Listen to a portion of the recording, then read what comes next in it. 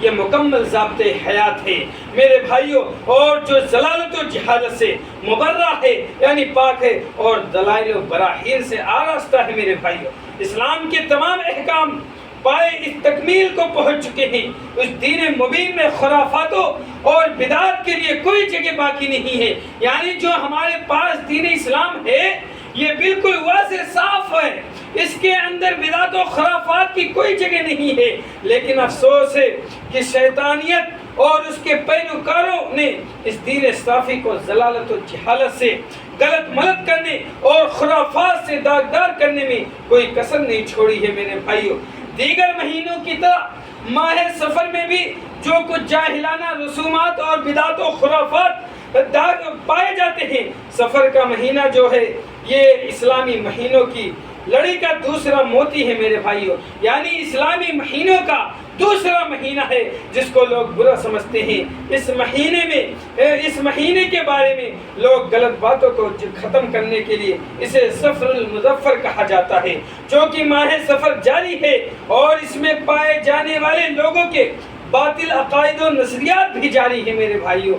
اسی لیے ہم نے سوچا ہے کہ لاؤ آج ماہ سفر اور آج کے مسلمان کا تعلق کیا ہے ماہ سفر سے، ان کا اصول کیا ہے، ان کے افکار و نظریات کیا ہیں، ان کے خیالات کیا ہیں، ان کے سمجھ اور بوجھ کیا ہے ماہ سفر جو مہینہ ہے اس کے تعلق سے میرے بھائیوں۔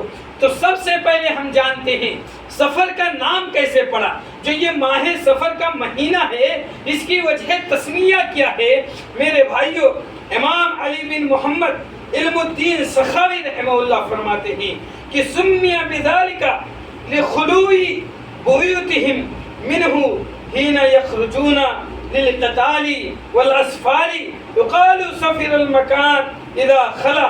میرے بھائیوں کہتے ہیں سمیہ بذالک لخلوی بیوتہم، ماہ سفر کا نام اس لیے پڑا کیونکہ وہ اپنے گھروں سے نکل جاتے تھے، حین یخرجون للقتال والاسفار، جس وقت اپنے گھروں سے نکل کر کے قتال کرتے تھے اور سفر کرتے تھے۔ یقال سفر المکان اذا خلا، یعنی مکان خالی ہو گیا جب وہ اذا خلا۔ سفر المکان کس کو بولتے ہیں؟ جب وہ جگہ کو خالی کر دیا جائے اسی کو بولتے ہیں سفر المکان۔ اہل عرب اس ماہ میں اپنے گھروں سے جنگ و جدال اور سفروں کے لیے نکل جاتے تھے، گھروں کو خالی چھوڑ دیتے تھے، اسی لیے کہا گیا سفر المکان، یعنی جگہ کو خالی کر دینا۔ یہ ماہ سفر سے تعلق اس کا نام اس لیے پڑا گیا کہ اہل عرب کے جو لوگ ہوتے تھے اپنے گھروں کو خالی کر کر کے سفر کرتے تھے، جنگ و جدال کیا کرتے تھے اور ان کے گھر خالی ہو جاتے تھے، اسی ماہ کو سفر کے نام سے موسوم کیا گیا ہے۔ جب کوئی جگہ خالی ہو جائے تو اسے کہتے ہیں سفر المکان، یعنی یہ جگہ خالی ہو گئی ہے میرے بھائی۔ اور یہ تو ہوئی ماہ سفر کی وجہ تسمیہ۔ کیوں کہا جاتا ہے ماہ سفر؟ ماہ سفر اس لیے کہا جاتا ہے کہ جب بھی ہم بھی اگر اپنے گھر کو خالی کر دیں تو وہ بولا جائے گا سفر المکان، یعنی فلاں شخص نے اس جگہ کو خالی کر دیا ہے۔ لیکن عرب کے لوگ گھر کو اس لیے خالی کرتے تھے للقتال والاسفار، جنگ و جدال کے لیے اور سفر کرنے کے لیے یہ ماہ سفر کو خاص کرتے تھے میرے بھائی۔